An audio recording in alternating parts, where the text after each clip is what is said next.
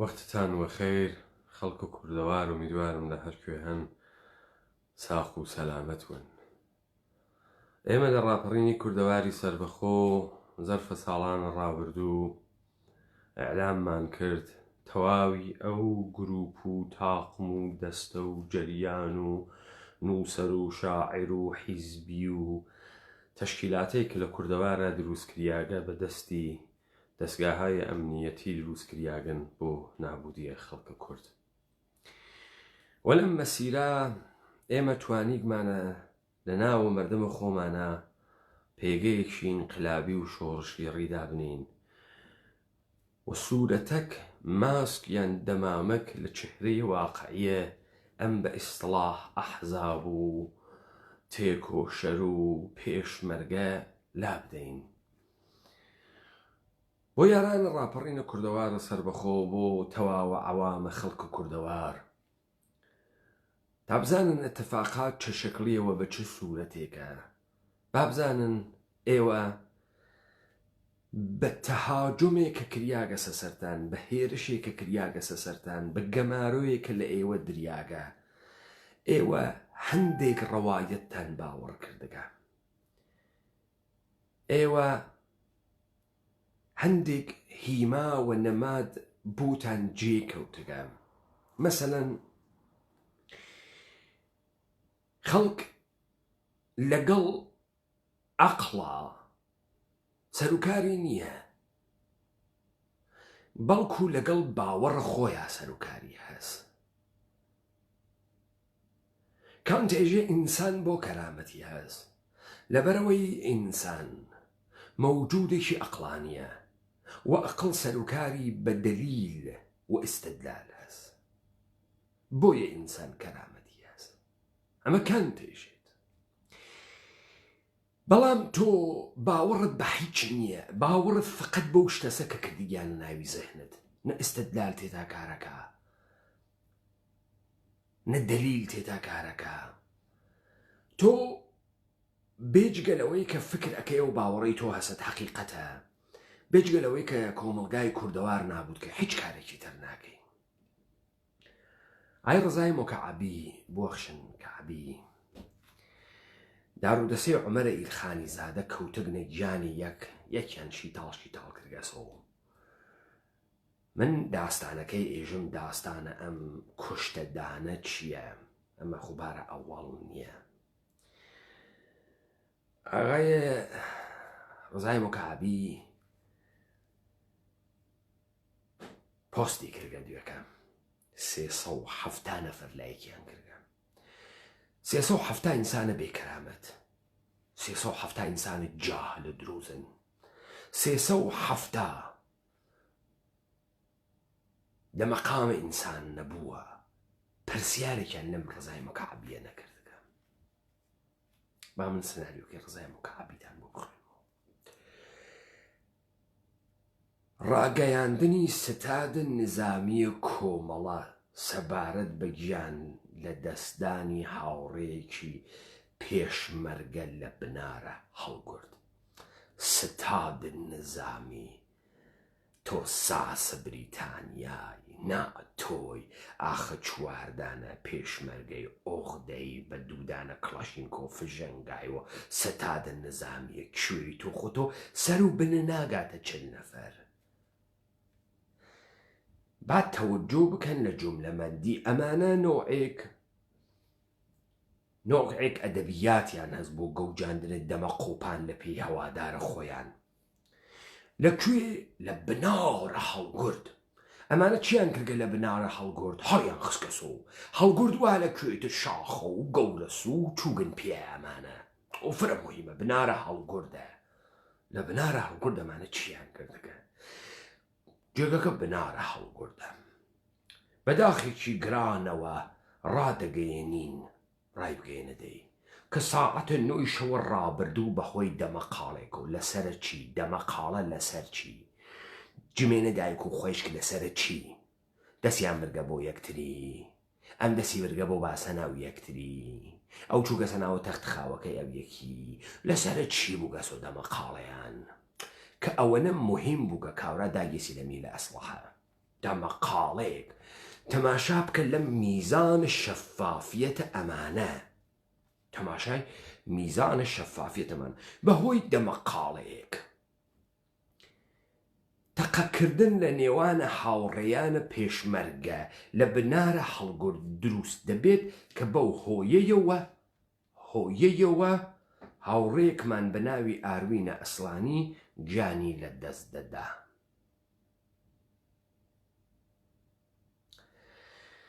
دەمەقاڵەیەک بووگە، ناژی دەمەقاڵەکە چییە؟ ئەبێ بە تەقە لە نێوانە هاوڕێیان، ڕێگەی کوێ؟ ڕێگەی توالێت، ڕێگەی پابوو باسن یەکتری بردن، ڕێگەی خزانە ناوە تەختخاوە یەکتری، ئەمانە هاوڕێی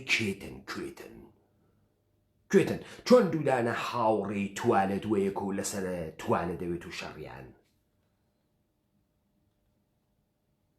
چۆن ئەم دوانەیسە کامیان هاوڕێی تۆن؟ بۆ کوژەکە یا کوژیاگەکە کامیان هاوڕێی تۆن؟ تەوەجۆ بکەن لەنەوە سەخافەتە ئەدەبیات، لەنەوە بێشەرەفیە 370 بێشەرەف لە پایە چووگن لایکیان کردگە، یەک سوعالیان لێ نەکردگە. آخر تو جامعەیەک یەک وجدانە بیداری تیانەوێ سوعالکە، سوعال ئەمانە وەکو تەڕەتۆڵەکە کوڕە مەردم ئەکوژن، داستانەکە خەرجێکی نییە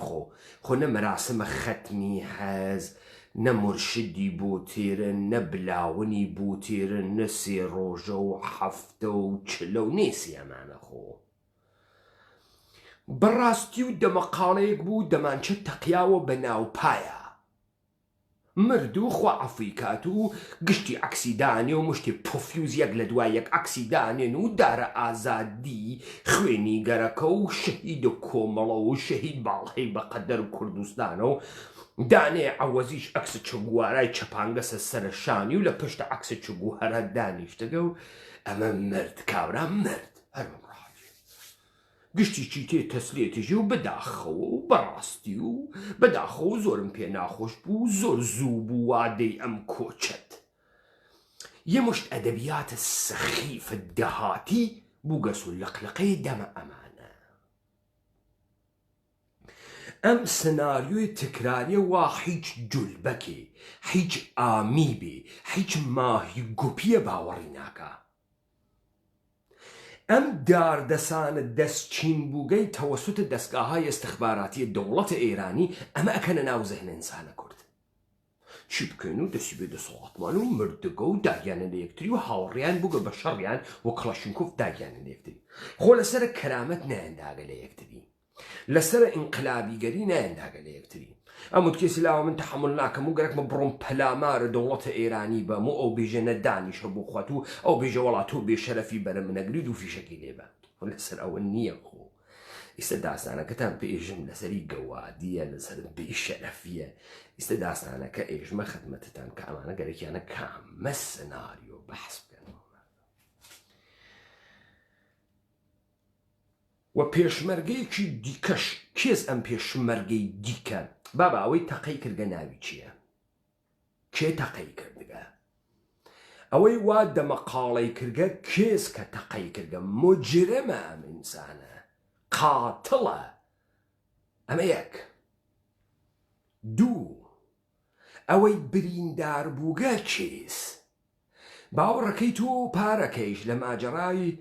تەڵاکان قەداراوە زئوس وەکیلی و لیمۆ بەبەختان فلیقاند. 2-3 دانە زەخمیتان بوو کەس نەچاوی پێیان کەوت، نەزانی ناویان چییە، نە عەکسیان هاتە دەرو. کێس ئەمە وا فیشەکی خواردگە کێس؟ ئای مکعبی.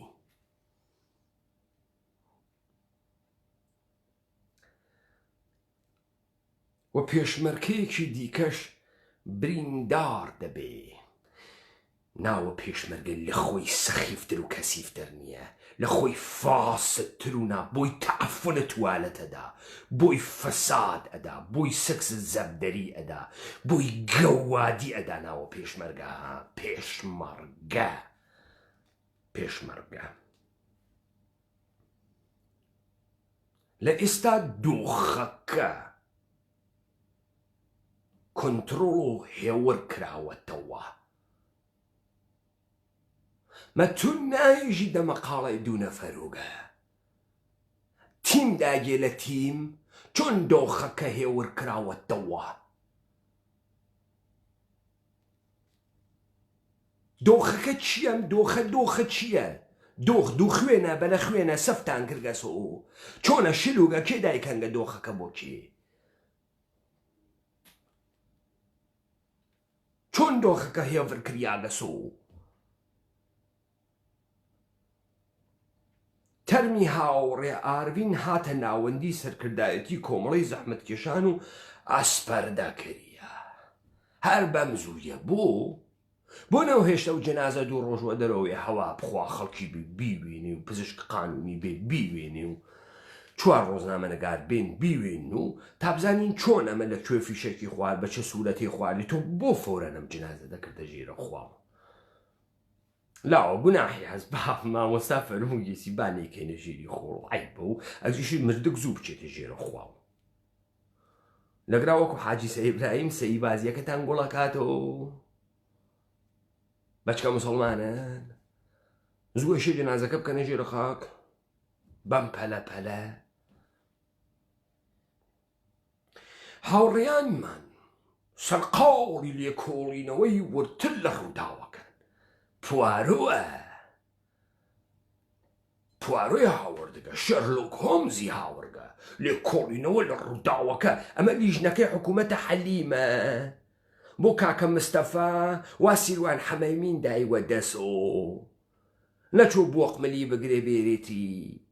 ئەی چۆن 500,000 دیناریان گەمەوێەوە دوو فیکە ئەیدۆزنەوە لە هەولێرە چۆن ئەم لیژنە بۆ نەهاتۆ لێکۆڵینەوەی وەرتر کێشە لە کۆمستان کێزێوە کەشف جنایەت ئەەکەی گەرەکتە بزانی هۆکارت دەمەقاڵەکە چییە کۆ ئام لێکۆڵینەوەی وەرتر ئەەکەی تێدە دەرەوە چه شکلی تێدە دەرەوە پێویستە بڵێن لە دوێنێ شەوە دۆستان و هاوڕێیان بەو پەڕیانێ کام پەڕی ئەو لای پەڕی ئەم لای پەڕی ڕاستی تۆ تماشا لەم زوانە نەزۆکە ئەحمەقانە حیزبیە بەو پەڕی کام پەڕی بەو پەڕی دڵسۆزیەوە ئەو پەڕی دڵسۆزیە کاتە کوێ ئەو پەڕی ئەم جۆگە ئاوا کاتە ئەو دارە بیە ئەو پەڕی دڵسۆزیە کاتە کوێ دڵ نەسۆتی چۆنە ئالەگایست دڵ ئەسووتێ ئەو پەڕەکەی ئەوێتۆ کوێ دڵ ناسووتێتە کۆرە تو سێرێم زوانە سەقەتە بۆی ئەمانە مشتی جاهلە نادانە پوفیوزە فاسد دڵسۆزی دڵی بۆ چیە سووزێ پیرەژنە کڕۆزەی دڵی تێ لە چەپەڵەمەی بووەکە پیاک دڵی ئەسووتێ یا بەو پەڕی مەسئولیەت ڕاستەکەی گشتی لەگەڵ لە چەپەڵەمەکەرەوە نیە 370 گەواد لایکیان یاگەسە پای تۆ یەکێ لێت ناپرسێ نادروست دەمەقاڵە لەسەر چی ئەو دڵسۆزیە ڕازەکەی گشتی دڵی ئەسووتێ گشتێکەوێتە لە چەپەڵەمە و بەیت و بالۆرە وتن و سووتم و وەی و کوڵمڕنین لەگرام مەسئول مەوجود نییە بەو پەڕی مەسئولیەت و ئەو پەڕ بەو پەڕی دڵسۆزی بە هەموو شێوەیەک پەیوەندیان پێوە کردوین و هاوسۆزیان دەربڕیوە یعنی چۆن سەختی و پەیامەیان هەنارگەوە دوو کەڵ بەو هەموو شێوەیەک چۆنە تکسە تەلەفۆنە چۆن هاتکن دڵسۆزی و هاوخەمی تۆ هاوخەمی تۆ ئەزاداری لێرەوە سوپاسی هەمووان دەکەین هەر زانیاریەکینەوە بە ئاگاداری گشتی دەگەیەنین سیتادی نیزامی کۆمەڵی زەحمەت کێشانی کۆرە بچۆ جەمی کە ئەموو بچۆ مشتی تاقمەی تێ هەڵدریاگە فاسد جەردەن داستانە زانن چییە؟ دەوری 20 ڕۆژە پێش کابرایە دیواندەرەی گویا ئەتیقەیەک ئەدۆزێتەوە تەڵا سکەی تەڵای دەوران ئەسلامیە زاهرن ئەمانە بە عینوانە مشتری پەیوەندی پێوەکەن لێی بسێنن کاورای دیواندەرەیە کێشنە مەرزە بانە ئەمانە ئەچن بە ناوە مەعامڵە کاوراگرن ڕووتی ئەگەنەوە تێ هەڵەدەن مسەلحانە کۆزەکە تێرن تەڵاکان تێرن دۆرانە کۆرۆناز عومەرەی خانیزادە ئێژێ با تەڵاکان بە شاخۆ بێ تا کۆرۆنا تەواوە بێ زاهرن تەڵاکان ها بەلای تیمەکەی عومەری خانیزادەوە تەوەجۆت کرد ئێژێ بار و دۆخەکەی هێور کراوەتەوانی ئەوە دوو تیم داگیانە لە یەکتری زاهرن تیمە موکریان واتەکە عومەری خانیزادە سەقزی و سنەیش وانتەکە ئاغایە ڕزایە مکعبی ئەم دوو تیمەک داگیانە لە یەکتری لەسەر چی عومەری خانیزادە تەڵاکە وا لە دەسە ئەوە ئەژێ دوای کۆرۆنا تەڵاکان ئەفرۆشی نیستە کۆرۆناس عومەر ڕۆژە سێوم چوارە مەشی تەڵاکان ئەفرۆشێ مەبلەغەکەی دەقیق نازانم یەک شتی حدودە 250,000 دلار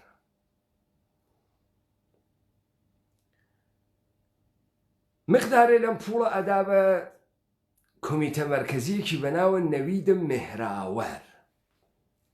ڕزا مکعبی چۆن نەزانێ ئەم تەڵا فرۆشیاگەوە قەرار نەوگە بفرۆشێت وەختێ نەویدە مهراوەر لە کوردستانەوە ئەگەڕێت و لە فرودگای فرانکفۆرتە ئەیگرن بە 50,000 دلار و 700 یۆرۆ پوڵە نەخت بژنم پوڵە لای تو چیەکان پوڵە نەختە لەکوێ هاوڕگە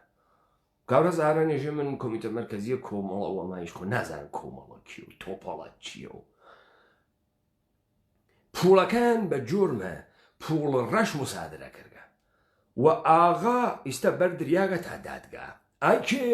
نەویدە مهراوەر شەس ڕزای کەعبی خەوەردار ئەوێ ئەم مقدار پوڵە عومەرەی خانیزادە لەکوێ هاوڕگەسی داگەسیەوەم کاورای نەویدە مهراوەرە فشار تێرە چوون تەڵاکان وا لەکوێ بە نارە هەڵگورد ئەوانە لە هەڵگۆ هەڵیانە خستەوە بنار هەڵگورد تۆ مەسەڵ و ئەفکار عمومی کوردستان فکەی ئەمانە لە بنارە هەڵگوردا شۆڕشەکەن و سەرەکەنە ژێرە خوەڕ و مەلەی ژێراوی ئەچن و 200 متر و یەکێ بێڵەکانی واوە دەستیانە قنگەرەکەنن بۆ شوڕەش و خۆ نەچوو ناوێ شەڕەجێفەی بکەن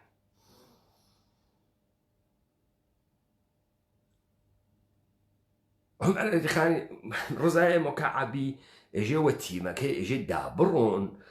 داوای تەڵاکان بکەن لە داوای تەڵاکردن ئەمانە دەزوەیەخەونە لە یەکتری زاهرن تیمە عومەر دەستیان لێ کاتەوە ئەدا لە تیمەکەی ڕزا ئیستە بۆ خاتری ئەمەی گەنی نەیتە دەرەوە زاهرن ڕزا و عومەر تەکە یەکتریا سازیاگن لەسەر پوڵەکە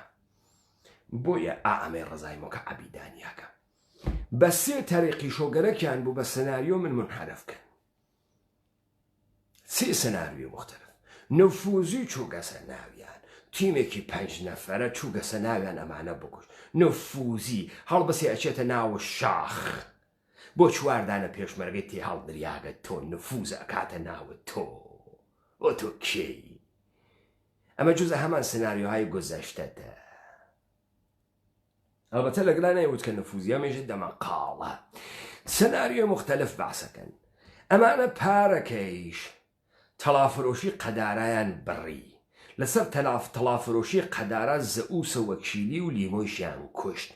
باز یەک بێشەرەف تحتە ناوە کۆمەڵە نەچوو سوال لەمانە بکە بۆ چون ئەمانە گەشتی ئەزدەم فاسد بێشەرەف جاکشن ئێمە خەوەرمانەز کاورا 6 مانگ لە جنازەی براکەی نەگوزەشت و لە ئاڵمانە کلیدەکەی یا اختیارە ڕزای مکعبی تەکە فەریبا خانما بچێتە هانیمون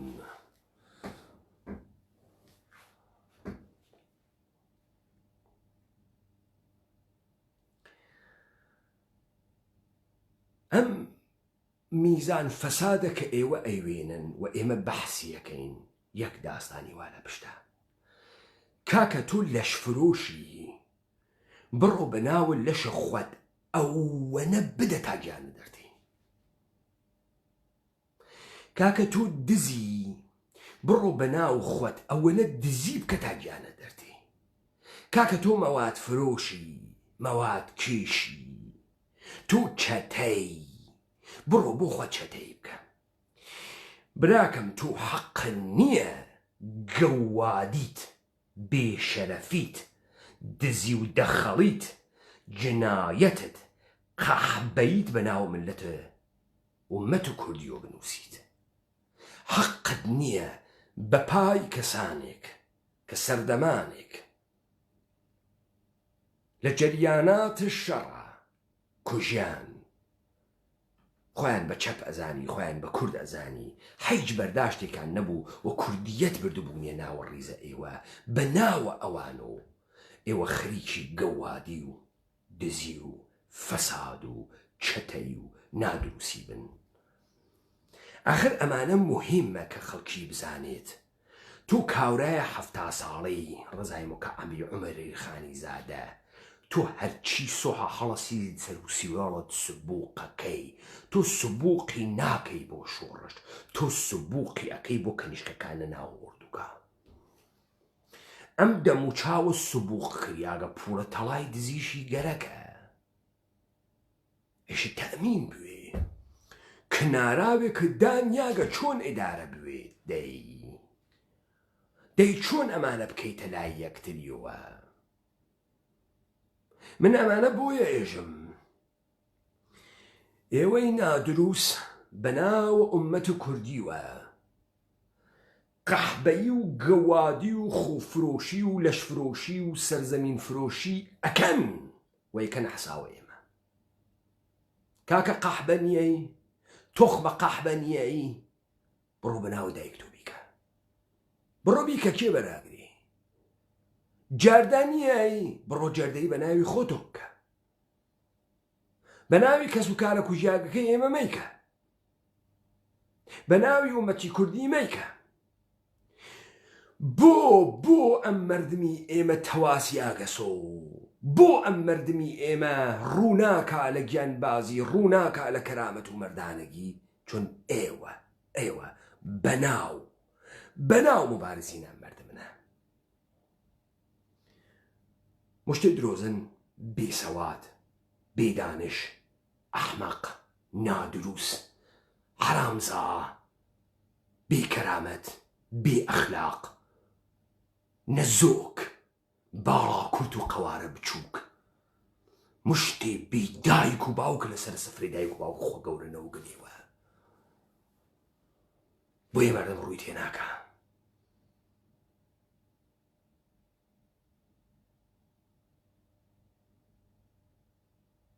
بۆیە ئێمە دەستمان شۆرد لە جنازەی عەزیزەکانمان لە خوێن عەزیزەکانمان لە عومر و تەمەنە خۆمان ئەم کوردبازی دەمە قۆپان لە پێوا لە ناویا فقط نادرووسی تێتە دەرەوە فقط گەوادی بەر عەلەیە ملەت کورد تێتە دەرەوە ئیشەی تەواو بوێت ئێوە ئەم ماجەرا خەریکن ئەوێنن لە ناوە گشتیانە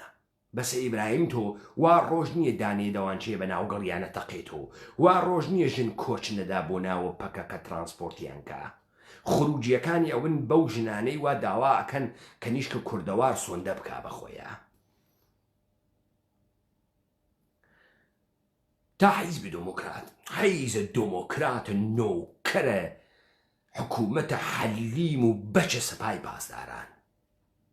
حیزە دۆمۆکرات ئەوە وەزعەکەیانە تۆ ئەیوێنیت لەولاوە خالدە عەزیزی ئێژی ئێمە حیزبی میلین لەولاوە دەسماڵ هەرەگرێ بۆ ئەحمەی مفتیزا دەیخۆمە خۆتە خستە تەناقوز و نادرووس تۆ من نایژی من حیزبی میلیم دەی چۆن ئەحمەی مفتیزایش حەقی بوو بە شێوەی خۆی کوردایەتی بکە حیزبی ملی لە هیچ شوێی دنیا نییە ها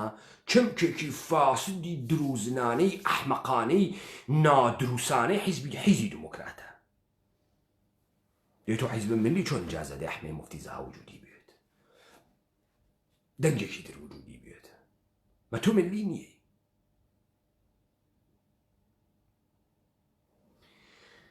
تۆ شاهدی ئەمانە لە جنازە فرۆشتنە ئەسەن وەختێژن شەهید نامرێ ڕازەکە شەهید ئەفرۆشێت نامری خوێنەکەی تێت ئەوێت دولار ئەوێت شوهرەت ئەمە ئەمێنیت و کوڕە مردمیان کوشتگە ئاروینە ئەسلانیان کوشتگە باوکیشی نییە خۆ دفاعی لێ بکە دایکێ بەو وەختی داماوی هەست زاتی نییە هیچ بێژێ باوکە ڕۆ بێژم کوڕەکەمتان بۆ کوشت ێژن لە شەهیدیش دەری تێرە نێژن کاورایە خوێڕی بوو پایبەت بۆ باسەنی یەکی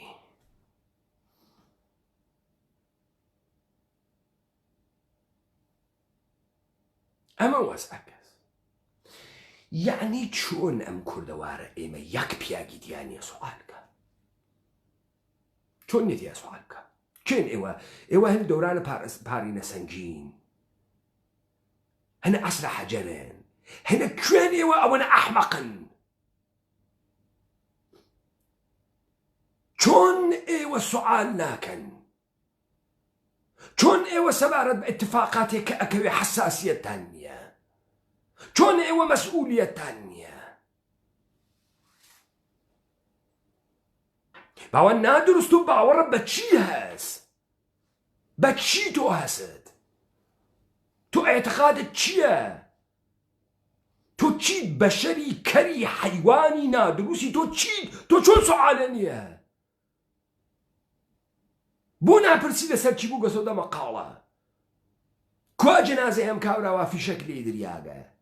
فیشەکەکە لەکوێ لێ دریاگە کێ داگێری ئەوەی زەخمی بووگە کێس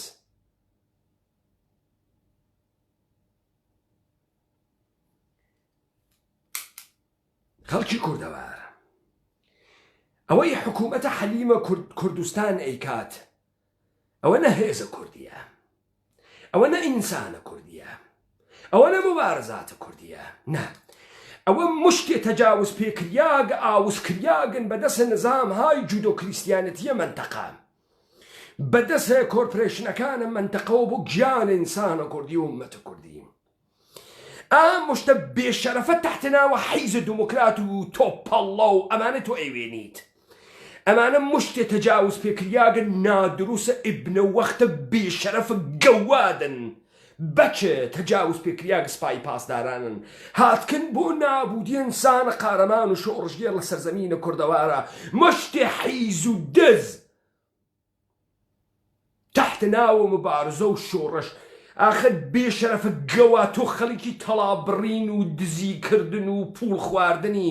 کێ ئیتر بۆ بەهای ئینسانی خۆیداوە کوشت کێ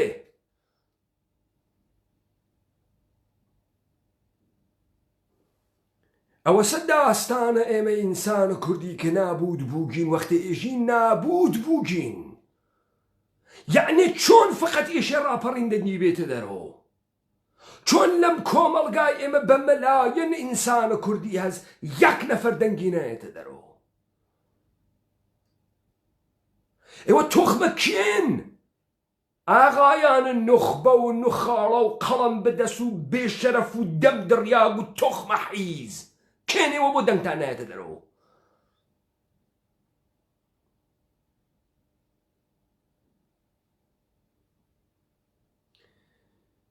ئەم مردمی ئێمە بۆی ڕۆژ لە دوای ڕۆژ سەری داخست و تەحمیق کریا و ئەحمەق بوو ئەمانە کردیان ئەمانە کردیان ئەمانە بە بەرنامە کردیان مردمە ئێمان نابود کرد مردمە ئێمان بێکەرامەت کرد دیسانەوە ێژم ئینسانە کوردی لە من نایبیسی کانت ئێژە باوەڕە دینی نییە قینەتێ لە ئیسلام ئینسان مکەڕەم نییە ئینسان کەرامەتی نییە کانت ئێژە ئینسان کەرامەتی هەست بۆ خاتری ئەوەی مەوجودێکی ئەقڵانیە ڕاشەناڵە ئەقڵ بە دوو شت کارەکە دەلیل و ئیستدلال دەلیل و ئیستدلال تۆ ئەگەر بەم دووە کارە کرد تۆ بقە نەزەرە کانت ئینسانی وە کەرامەت هەست ئەگەر نەکرد تۆ لە حەیوان پەستری چۆن ئێوە ئیجازە ئەدەن ئەم فەسادە لە لایەهای ئەم کۆمەڵگای ئێمە بوێت ئەمانە تحتە ناوە کورد قسە بکەن بۆ ئێوە بەدی هیە جنایەتکردن بە دەمە قۆپانە دەمە قۆپانە کوردی هیمای کورد بوونە ئێوە پەرچەمێکی سووری حیز بخەیتە پاڵەخوەت و پەڕۆ کۆنەیە پێشمەرگە باڵای بەقەدەر کوردستان بەرزە بیکەیتە ژێرەوە بێجی کوڕە مەردەمەم کوشت داڕە ئازادی ئاو دەریا شەهید ئاروین ئەسلانی لە پێناوە چی ئەنگیزەی چ بوو لەسەر چی کوژیە کێ کوشتی بۆ کوشتی چۆن شەهیدە شەهیدە کێیس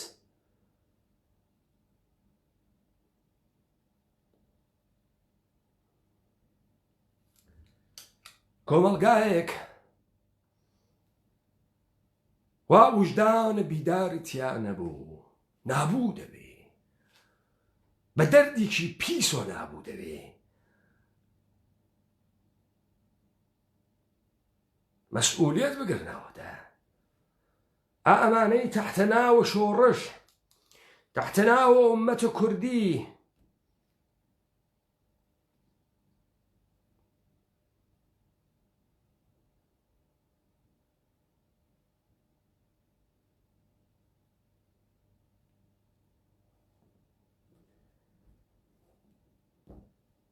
مشتی تخمە حەیزە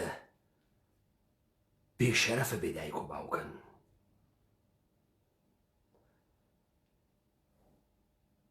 خەڵکە کوردەوارەمانە نە لەسەر شەرافەت نە لەسەر سەرزەمین نە لەسەر کەرامەت ئیمکانی نییە دەست بۆم بۆ میراسڵە لەسەر ناوگەڵ لەسەر پووڵ لەسەر مەواد لەسەر فەسادە مەردەمە کوردەسەوە ناسڵە بڕۆن بزانن یەک پیاگیان واتیە بڕۆن بیان دەنە بەرەمە حەق بزانن یەکێکی واتیە بتوانێ وەکو بەشەر یەک ساعت لە کەرامەتە ئینسانی قسە بکە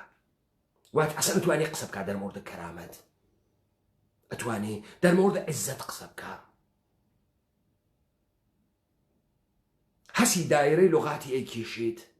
5 دقیقە فکری پێکردەگەسەوە بڕۆن مشتە تەجاوز پێکریاگن مشتی هاڕیاگن مشتی جنایەت پیشەن مشتی داردەسە داگیرکەرانەم سەرزەمینەنە لە سەیبراهیمیانەوە تا پەکەکەیان تا دموکراتیان تا کۆمەڵەیان تا پارتیان تا یەکێتیان یەک پیاگیتیانە بە کەرامەتان یەک پیاگیتیانە نییە قەحت و ڕەجالە یەک پیاگیتیانە لای ئێوە خۆش